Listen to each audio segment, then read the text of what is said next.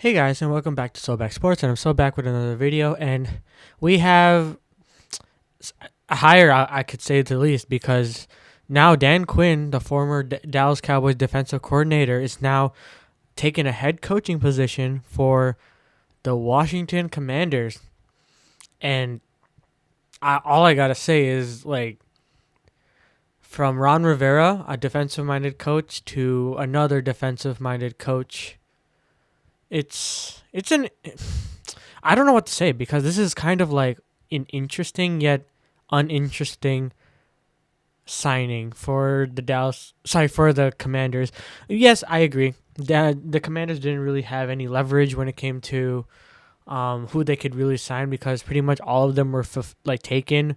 Like all the candidates, Ben Johnson went back to the Lions. Bobby Slowick went back to the Houston Texans. You got Shane Waldron not willing to be a head coach there and going to take an offensive coordinator role for the Bears. Let's go. Let's go quickly. Actually, before we go into that, let's go here. Now completed 2024 head coaching hiring cycle.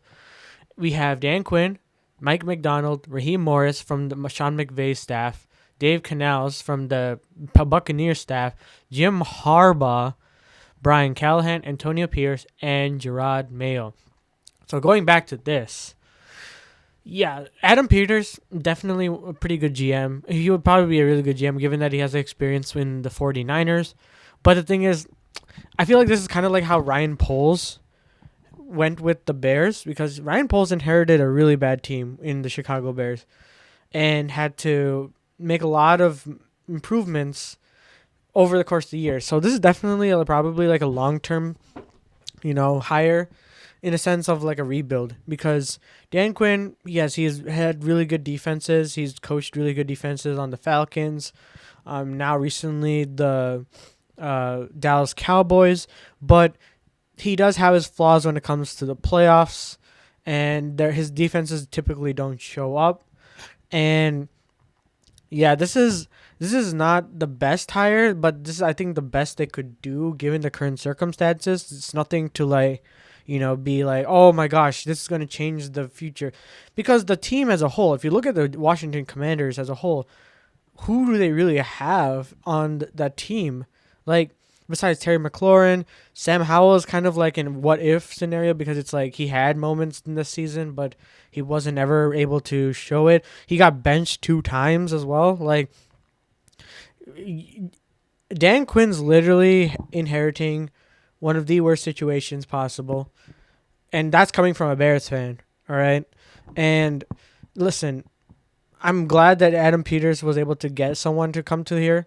I bet that Dan Quinn's getting a good amount of money too.